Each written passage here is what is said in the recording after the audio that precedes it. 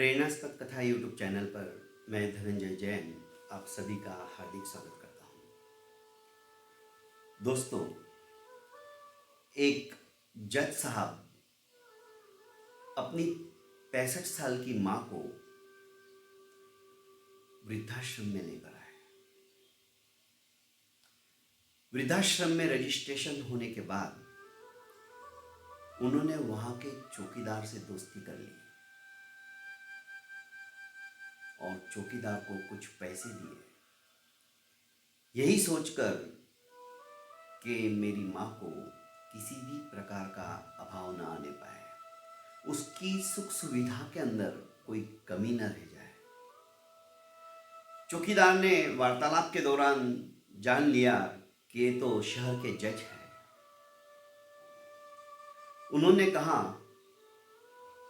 कि जज साहब, आप बुरा न मानो तो एक बात पूछूं। जब आपके घर परिवार के अंदर आप जो मुझे बयां कर रहे हैं, क्योंकि जज साहब ने रोते रोते अपनी आप बीती उस चौकीदार से सब सुना दी। दोस्ती के दौरान उस आधे घंटे के अंदर जज साहब उसके सामने इतना फूट फूट कर रोने लगे, एक बच्चे की तरह, कि आज मैं पूरे शहर के अंदर एक नामांकित जज हूं। दुनिया मुझे प्रणाम करती है, पर मैं कितना अभागा हूं जो मेरी मां को मैं यहां पे लेके आया, क्योंकि मेरी पत्नी दिन रात मां को ताने कसती रहती है। मां सुख से रोटी तक नहीं खा पाती है। यहां तक कि उसने मेरे बच्चों को भी मम्मी से बात करने के लिए मना कर दिया। बच्चे भी बात नहीं करते हैं। इतनी बड़ी कोठी मां को काटने के लिए दौड़ती है। जब मैं शाम को रात को वापस घर पे आता हूं तो मां रो रो कर मुझे कहती कि बेटा, मुझे किसी वृद्धाश्रम में रख दे, मैं यहां पर चैन की सांस तक नहीं ले पा रही हूं। तो मजबूरन मुझे आज यहां पर लाना पड़ा, नहीं तो मां घुट घुट कर मर जाएगी। ये सब सुन चुका था चौकीदार। उसके पश्चात वो बोला कि जज साहब, सारे सबूत आपके सामने थे, कौन गलत है कौन सही है। आपकी पत्नी ने कितना दुर्व्यवहार किया आपकी मां के साथ, आप जानते थे, देखते थे, फिर भी आप न्याय नहीं कर पाए। आप अपने घर में ही न्याय नहीं कर पाए तो आप लोगों का क्या न्याय करते होंगे। बुरा मत मानना, पर मेरे मन में जो आई वो मैंने आपको बता दिया, क्योंकि आपने मुझे अपना दोस्त कहा, और दोस्त वही होता है जो अपने दोस्त के हिताहित के बारे में सोचता है और समझ के उसको कहता है। फिर भी मैं आपसे क्षमा चाहता हूँ। मेरी औकात ही क्या है आपको बोलने की, मैं तो एक साधारण चौकीदार हूँ। नहीं, तुम साधारण चौकीदार नहीं हो, तुमने मेरी आंखें खोल दी हैं। पर मां की इच्छा थी, इसलिए मैं यहां पे लेके आया। ये कह के रोते रोते जज साहब अपने घर आ गए। 2 दिन तक वे ना तो खा पाए ना सो पाए, कोर्ट में भी नहीं गए, बेचैन रहे, बिन पानी के मछली की तरह बिस्तर के ऊपर तड़पते रहे। आखिर उन्होंने निर्णय लिया और तीसरे दिन कोर्ट गए और हाथ में 2 सरकारी पेपर लेकर आए। स्टैम्प पेपर एक उन्होंने अपनी पत्नी को दिया और दूसरा अपने दोनों बेटों को दिया और कहा, बस अब तक का ही हमारा तुम्हारा साथ था। पत्नी थाली सजाकर हाथ में खाने के लिए आई थी, क्योंकि 2 दिन से उन्होंने कुछ खाया ही नहीं था। क्या आप पहले खाना तो खा लो, हम बाद में पढ़ते। नहीं, मैं खाना नहीं खाऊंगा। जैसे ही उसने पेपर पढ़ा, उसमें तलाक के सारे पॉइंट्स लिखे हुए थे। तलाक का पेपर पढ़ते ही उसके हाथों से थाली छूट गई नीचे, और बेटों ने जब पढ़ा तो उसमें लिखा था, आज से ये मेरी संपूर्ण जायदाद जो भी मैंने कमाया है तुम दोनों के नाम में करके जा रहा हूँ। मैं मेरी माँ के पास जा रहा हूँ, मैं वहीं पे उसकी सेवा करूँगा। मनी मन उनको कचोट रहा था। उस छोटे से चौकीदार ने उनकी आंखें खोल दी थी। आज तक मेरे हाथ से अन्याय नहीं हुआ है और मैं अपने ही घर में अन्याय कर रहा हूं। एक छोटी सी बात उनके हृदय को विदीर्ण कर गई और वो बाण ऐसा लगा, आहत हो चुके हैं। तुरंत आनंद फानन में दोनों बच्चों के लिए और पत्नी के लिए फैसला किया और पहुंच गए वृद्धाश्रम। रात के 1:30 बज गए थे, सब सो चुके थे। चौकीदार ने देखा कि इस समय आप आए, क्यों? उन्होंने कहा कि तुमने मेरी आंखें खोल दी, मैं अब मेरी मां के पास ही रहने के लिए आया हूं। इतने में पत्नी और दोनों बेटे भी पीछे पीछे दूसरी गाड़ी से आ गए।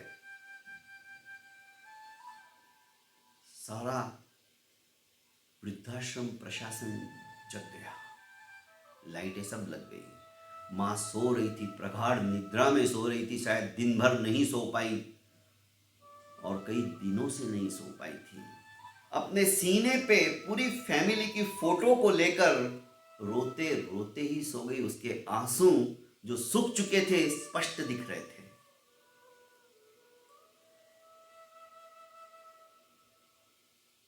वृद्धाश्रम प्रशासन के कर्मचारी ने कहा कि हम आपको मां को वापस नहीं ले जाने देंगे। तो वापस ले जाने के लिए कौन आया है? मैं तो यहीं पर रहने के लिए आया हूं मां के पास। पत्नी बोली, नहीं, मां अब हमारे साथ ही चलेगी। अचानक बदले हुए रूप को देखकर जज साहब भी हैरान हो गए और चौकीदार भी हैरान। ये क्या चमत्कार! क्योंकि जज साहब ने सब कुछ वहीं पे छोड़कर वे आ गए थे और पत्नी ये नहीं सहन कर पा रही थी कि तलाक हो गया तो मैं क्या करूंगी, अकेली जी के क्या करूंगी। अपने आप को उसने समझाया। वृद्धाश्रम प्रशासन की एक कर्मचारी बोलती है कि आपको हम नहीं ले जाने देंगे, क्या पता तुम कल उठ के इसका गला घोट के इसको मार दो। रोने लगी पत्नी कि नहीं, मेरे को अपनी गलती का एहसास हो गया है। हम किसी भी प्रकार का दुर्व्यवहार अब इनके साथ नहीं करेंगे, ये मेरी भी मां है अब। और रोते रोते उन्होंने हाथ जोड़े, दया की भीख मांगी, जो भी गलती हुई है उसे आप माफ कर दो और हमारी मां हमें वापस लौटा दो। दोस्तों, कहने का आशय है, घर को स्वर्ग बनाने के लिए जो घर में बहू आती है उसका बहुत बड़ा उत्तरदायित्व होता है। सास का भी होता है, ऐसा नहीं कि बहू की ही गलतियां होती हैं, पर बचपन से ही वे संस्कार यदि हम दे कि बेटी तेरा घर अब जहां पर शादी हुई है वही रहेगा। एक छोटा सा किस्सा मुझे बीच में याद आ गया। सब्जी लेने के लिए मैं अपने स्टूडियो से जब घर जा रहा था तो रुका। दोनों दंपत्ति सब्जी की दुकान पर बैठते थे और बहुत सौहार्दपूर्ण वातावरण में वो सब जितने भी उनके कस्टमर हैं उनके साथ व्यवहार करते थे। उस समय उसके पति नहीं थे, सब्जी वाला नहीं था, उसका फोन चालू था। 5 दिन पहले ही उसकी बेटी की शादी हुई थी। उसने कार्ड मुझे भी दिया था कि आपको जरूर आना है शादी में भाई साहब। मैंने कहा मैं जरूर आऊंगा, पर मैं नहीं जा पाया। उस बेटी का फोन था, छोटा ही फोन, स्मार्टफोन तो उसके पास था नहीं, पर उसकी आवाज बाहर तक आ रही थी, बारीक बारीक। वो क्या बोल रही उधर से बेटी मुझे नहीं पता, पर ये जो कुछ बोल रही थी मैं सुन रहा था। उसने मुझे को हाथ से इशारा किया और कहा कि भाई साहब थोड़ा सा रुक जाइए, फिर मैं आपको जो जो सब्जी है देती हूँ। वो कह रही थी कि बेटा तुम बार बार मुझे इस तरह से फोन मत किया करो, और हाँ, अपने फोन से तो बिल्कुल फोन नहीं करना। तुम्हारी सास के फ़ोन से ही फ़ोन करना, और वैसे भी उनकी फ़ोन से भी करने की ज़रूरत नहीं। मुझे जब भी तुमसे बात करनी होगी मैं अपने फ़ोन से तुम्हारी सास के फ़ोन पर फ़ोन करूँगी और उसी फ़ोन से तुम्हारे से भी बात कर लूँगी। तुम वहाँ की बातें मुझे यहाँ पर कुछ भी मत बताओ। अब तुम्हारा घर वही है, वही तुम्हारा संसार है, वही तुम्हारा परिवार है, और वहाँ की कोई भी गलती मैं नहीं सुनूंगी, वो तुम्हें ही सॉल्व करनी है। और बात बात पर तुनक कर गुस्सा करना अब छोड़ दो बेटा, तुम्हारी शादी हो चुकी है। एक माँ जो कि पढ़ी लिखी नहीं है, अनपढ़ गंवार है, सब्जियां बेच के अपना उदर पोषण करती है, वो भी अपनी बेटी को किस तरह से अच्छे संस्कार दे रही है फोन के ऊपर। कुछ भी हो जाए तुम्हें वहां की शिकायत हम तक नहीं पहुंचानी है, और दिन में तुम 2-2 3-3 बार जो फोन करती हो ना, वो बंद कर दो। और खासकर जो भी तुम्हें बात करनी है उन सबके सामने करो। छुप कर तो तुम जिंदगी में मुझे आप कभी भी बात मत करना, अकेले में कभी भी बात मत करना। पूरा परिवार तुम्हारे साथ में हो तभी तुम स्पीकर ऑन करके बात करना। ये हिदायत एक माँ दे रही है अपनी उस बेटी को। जब बच्चों को इस प्रकार के संस्कार दिए जाते हैं ना दोस्तों, उनके घर परिवार के वृद्ध कभी भी वृद्धाश्रम में नहीं जा सकते। आज आवश्यकता है हमारे बच्चों को संस्कार देने की। जज साहब जो सोच रहे थे कि मैं दूसरों के फैसले करते करते मैं अपने घर का फैसला नहीं कर पाया था, पर मेरी इस दोस्त चौकीदार ने मेरी आंखें खोल दी और मैं सही फैसला करने के लिए उद्यत हो गया। जो भी मैंने आज किया बहुत सोच समझ कर किया। मेरा घर वापस घर बन गया।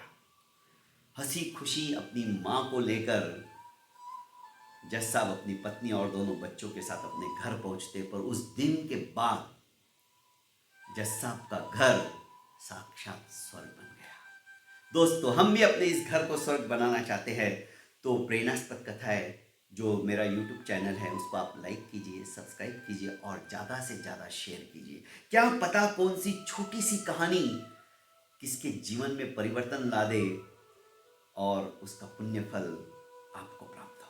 बहुत बहुत धन्यवाद।